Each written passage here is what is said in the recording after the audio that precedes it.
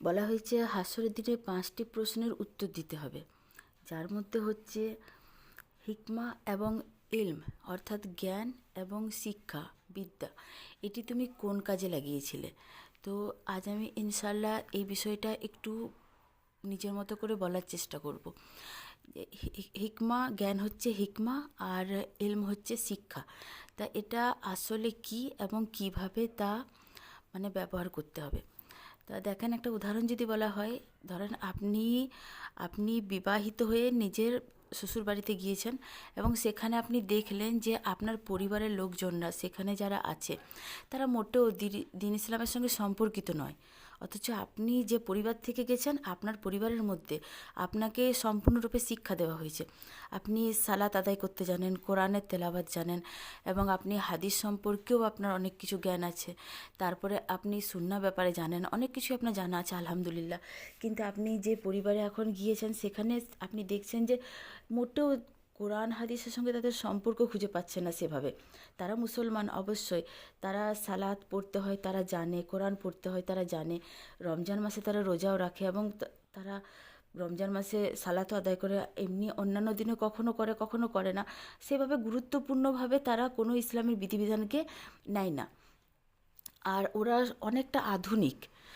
আর আপনি যে পরিবারের মধ্যে এবার গিয়েছেন, আপনার পরিবারের মানুষজন দেখে শুনে সেখানে দিয়েছে, আপনি সেখান থেকে আসতেও পারবেন না। এবার আপনাকে কি করতে হবে? আর আরেকটা কথা এটা মাথায় রাখতে হবে আমাদেরকে, যে যদিও আপনি জানতেন না, আপনি সেখানে গিয়ে পরে দেখলেন যে পরিবারটা এরকম, মোটেও আপনার ধারণার মধ্যে তা ছিল না, কিন্তু আল্লাহ সুবহানাহু ওয়া তাআলা তা জানেন।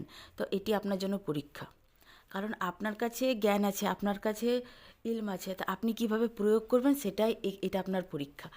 তো এখানে আমি এই বিষয়টা একটু বলার চেষ্টা করছি। আপনাকে কি করতে হবে? আপনি দুটাই কাজ করতে পারবেন না, কারণ আপনি আল্লাহর একজন মুত্তাকি বান্দা, আপনি একটা মুসলমান আত্মসমর্পণকারী, আপনি সবরকারী বান্দা। তো অতএব আপনি দিন ইসলামকে ছেড়ে দিতে পারবেন না। এটা আপনার করা যাবে না যে ওই পরিবারে গিয়ে এবার ওদের মতো মিশে গেলাম, অমনিই হয়ে গেলাম, নামাজ কখনো পড়ছি কখনো পড়ছি না, কোরআন পড়ছি বা পড়ছি না, কিছু যায় আসে না, এবার আমাকে ওদের মতোই থাকতে হবে না, ওদের মতো থাকতে হবে না। এটি আমাদের মধ্যে অনেক ভুল ধারণা আছে মেয়েদের মধ্যে, যে শ্বশুরবাড়ির লোকরা যেমন আছে সেইভাবেই হয়ে যেতে হবে। তারা যদি ভুল আছে, নিশ্চয়ই আমাকে তাদেরকে সঠিক পথটা দেখাতে হবে, আমাকে তেমন হয়ে গেলে হবে না। তো এইটা আপনার করা যাবে না। আর দ্বিতীয় কথা, আপনার এটাও করা যাবে না যে পরিবারের সঙ্গে সম্পর্ক রাখবো না। তো আমি তো জানতাম না, তো এবার আমি কি করে তার সঙ্গে সামঞ্জস্যতা বজায় করব? আমার জানা ছিল না। ঠিক আছে, আপনার জানা ছিল না, আপনার রবের তো তা জানা ছিল, এটা আপনাকে বুঝতে হবে। তা আপনাকে এবার করতে কি হবে? আপনাকে খুব সবরের সঙ্গে বিষয়গুলোকে এবার নিতে হবে। প্রথম তো আমি বলি, 1 নাম্বার, আপনাকে নামাজ ছাড়া যাবে না। তো আপনাকে ঠিক ঠিক সময়ে নামাজটা আদায় করতে হবে। তো এইটা আপনি করতে পারেন, যদি আপনি বাড়িতে আগে সালাত আদায় করতেন খুব লম্বা করে, সেটি আপনি একটু শর্ট করলেন। আপনি ফরজ আদায় করলেন, সুন্নাত করলেন, বা কখনো কখনো হয়তো শুধু ফরজটাই আদায় করলেন, এভাবে আপনি একটু কম করে আদায় করলেন। তারপর আপনি তাদের সঙ্গে আপনাকে সময় কাটাতে হবে, যাতে তারা আপনার সঙ্গে পরিচিত হোক। আর না হলে আপনি যদি তাদের সঙ্গে সময় না কাটান, কিছুদিন পর দেখা যাবে যে আপনি নামাজ কোরআন করছেন কিন্তু আপনি তাদের থেকে কেটে পড়েছেন। তো অতএব সেই পরিবারটা যেমন ছিল তেমনিই রইল, আপনি আলাদাই রয়ে গেলেন। আপনাকে আল্লাহ যখন সেখানে পাঠিয়েছেন, আপনার কিছু করার আছে সেখানে, এটা আপনাকে বুঝতে হবে। তো আপনাকে তাদের সঙ্গে সময় দেওয়ার জন্য আপনি এবার নামাজ, সময় মতো নামাজ আদায় করলেন, কম করে হয়তো কোরআনুল কারিমের তিলাওয়াত করছেন, হয়তো বাড়িতে আপনি রোজ করছিলেন, হয়তো কখনো কখনো সেখানে রোজ পারছেন না, 1 দিন বা 2 দিন হয়তো হচ্ছে না সপ্তাহের মধ্যে, বা হয়তো 1 দিন পর পর করছেন, এরকম হচ্ছে। ঠিক আছে, কোনো ব্যাপার না, আস্তে আস্তে ইনশাআল্লাহ আল্লাহ সুবহানাহু ওয়া তাআলা আপনার জন্য আসানি করে দেবেন। তারপরে আপনি দেখলেন, আপনাকে আস্তে আস্তে এখানে ইসলামকে নর্মালাইজ করতে হবে। কিভাবে করতে হবে? যেমন যেখানে কোনো বিষয়ে কোনো কথাবার্তা হচ্ছে, যদি ধরেন সেখানে কেউ অসুস্থ আছে এবং অসুস্থতার কথা হচ্ছে, সে অনেক দিন থেকে পড়ে আছে, তার শরীর খুব খারাপ, সে ভালো হচ্ছে না, এত ডাক্তার হচ্ছে, তো সেক্ষেত্রে আপনি তখন সেখানে বললেন যে আপনাদের এখানে চিন্তা করার দরকার নেই, আল্লাহ অবশ্যই, আল্লাহ সুবহানাহু ওয়া তাআলা জানেন এবং তিনি শিফা দেবেন। তো আমাদের একজন আল্লাহর নবী ছিলেন আইয়ুব আলাইহিস সালাম, তিনি অনেক বছর বিছানায় পড়েছিলেন এবং তার শরীর খুবই অসুস্থ ছিল, এমনকি তার গায়ের চামড়া খসে পড়তো, কিন্তু আল্লাহ সুবহানাহু ওয়া তাআলা যখন তাকে শিফা দান করলেন তখন তিনি আবার যুবকের মতো হয়ে গেলেন। তো আল্লাহ চাইলে তিনি আবারও সুস্থ হয়ে যাবেন এবং সম্পূর্ণরূপে ভালো হয়ে যাবেন। আপনারা চিন্তা করেন না, আপনারা আল্লাহর উপর ভরসা রাখেন।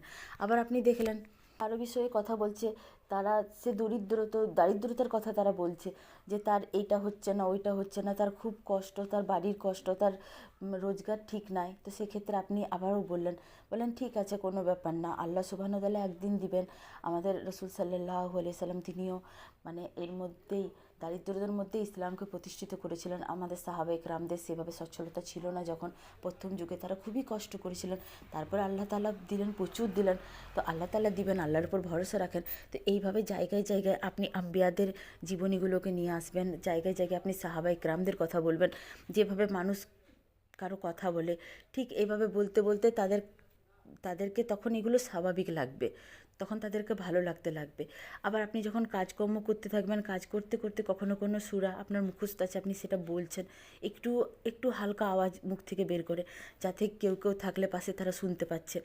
আবার কোনো দোয়া আপনি একসময় পড়ছেন, তখন ওরা এসে পড়ে জিজ্ঞেস করবে যে তুমি কি পড়ছিলে বা কী দোয়া পড়ছিলে, এইভাবে পড়া যায়, এইভাবে তুমি কী পড়বে, কোরআনের আয়াত এইভাবে পড়া চলবে। তখন আপনি বললেন যে হ্যাঁ এইভাবে পড়া চলবে, কোনো সমস্যা নেই, আপনার মুখস্থ থাকলে আপনি পড়তে পারেন, পড়েন। তো এইভাবে আস্তে আস্তে ইসলামকে আপনি তাদের মধ্যে স্বাভাবিক করবেন। তো এইটিকেই বলে হিকমা, যেটি আপনি নিজের জ্ঞানকে প্রয়োগ করে, চিন্তাধারা করে আস্তে আস্তে মানে সবরের সাথে তাদের মধ্যে সেই জিনিসগুলোকে আনার চেষ্টা করবেন যেগুলো তাদের মধ্যে ছিল না, তারা ইসলাম থেকে দূরে ছিল। তো আস্তে আস্তে ইসলামের বিষয়গুলো আপনি তাদের মধ্যে আনবেন, তাদেরকে বুঝাবেন যে এইভাবে ব্যবহারের মধ্যে দিয়ে, আচরণের মধ্যে দিয়ে, যে যেমন আমরা মানুষ, অমনি আম্বিয়াগণ তারাও ছিলেন মানুষ, কিন্তু তারা আলাদা রকম মানুষ ছিলেন। তারা আল্লাহর প্রিয় বান্দা ছিলেন। তারা কীভাবে আল্লাহর প্রিয় হয়েছিলেন, তারা সর্বদাই আল্লাহকে স্মরণ করতেন। এটা নয় যে আপনাকে জায়নামাজের পাটিতে বসেই থাকতে হবে, আপনি কাজকর্ম করতে করতে, আপনি চলাফেরা করতে, আপনি মানুষের মাঝেও আপনি তাদেরকে স্মরণ করতে পারেন। আমরা যেমন অন্যান্য মানুষদের কথা বলি 5 জনের মাঝে থেকে, আমরা আম্বিয়া একরামদের কথা বলতে পারি, সাহাবা একরামদের কথা বলতে পারি, যাতে কী হবে যে তাদের তাদের জীবনীগুলো আমরা জানতে পারবো, আমরা বুঝতে পারবো, কারণ তাদের থেকে আমাদের শিক্ষা আছে। আল্লাহ সুবহানাহু ওয়া তাআলা যে 25 জন আম্বিয়ার কথা বলছেন কোরআনুল কারিমে, তো অতএব তারা তো মানুষ, আল্লাহ তাআলা কেন বলেছেন, নিশ্চয়ই তাদের থেকে আমাদের শিক্ষা আছে। তো এইভাবে যখন আপনি তাদের কথাগুলো জায়গায় জায়গায় তাদেরকে বলা শুরু করবেন, তখন তাদেরকে আবার ভালো লাগতে লাগবে, তখন তাদের কোরআন হাদিসের কথা ভালো লাগবে, তখন তারা শুনতে চাইবে। তো এটা হচ্ছে হিকমা, যেটা আপনি তাদের ভেতর ইসলামের প্রচার ঘটাবেন। তারপরে তখন ওরা আপনাকে জিজ্ঞেস করবে যে এইটা কি করতে হবে, এই দোয়াটা পড়বো কি না, বা কোন দোয়াটা পড়বো, বা কখন সালাত আদায় করবো, বা আয়াতটা কিভাবে পড়বো। তখন আপনি ইলম দান করবেন, কারণ আপনার কাছে তো ইলমও আছে। তখন আপনি বলবেন যে হ্যাঁ তুমি এই দোয়াটা পড়ো, তুমি এই সূরাটা তুমি এখন পড়তে পারো, তুমি এই যে কাজকর্ম করছো তুমি দুরূদ শরীফ পড়তে পারো, কোনো সমস্যা নাই, তুমি কোনো সূরা মুখস্থ থাকলে তুমি পড়তে পারো, তুমি রাস্তায় হাঁটবে তুমি জিকির করতে পারো, এটা সুন্নাত আছে। তো এইগুলো আপনি তখন বলতে পারবেন।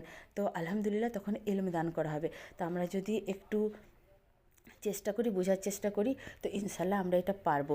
তা আল্লাহ যেন আমাদেরকে করান।